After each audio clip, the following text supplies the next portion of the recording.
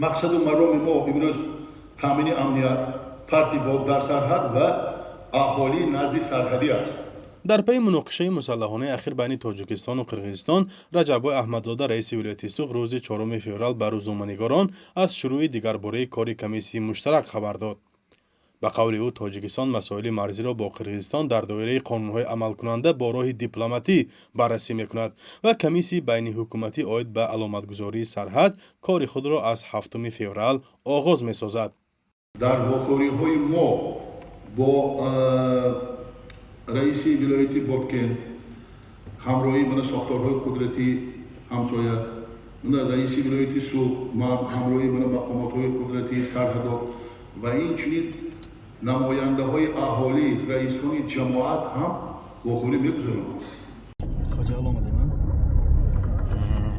این کمیسیون سال گذشته بعد مناقشه ماه اپریل می طول 5 ماه 8 مرتبه گفت و شنید کرده و 81 کیلومتر خط مرز را معین کردند.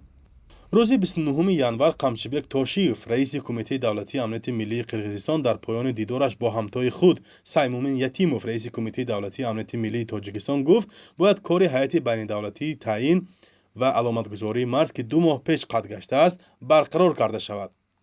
طبق اطلاع دریافته و به گفته اعضایان کمیسیون تاجیکستان با اسناد سالهای 1924 1927 و قرقیزستان باشد به حجت‌های سال 1989 تکیه دارد. و گفته کارشناسان ساحه یکی از سبب‌های به کندی پیش رفتن گفتگوها نیز به همین ربط دارد.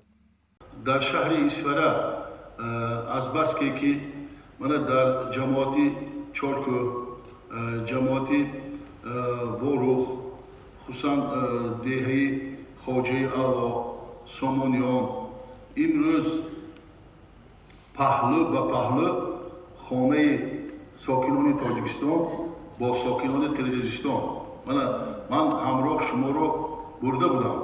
من هر یکی شما دیدن کردید. امروز البته اینا چقدر جدا بود. اینا کمیسی کار کرده ایستاده است. کمیسی بین حکومتی هر کس موقع خودش را دارد.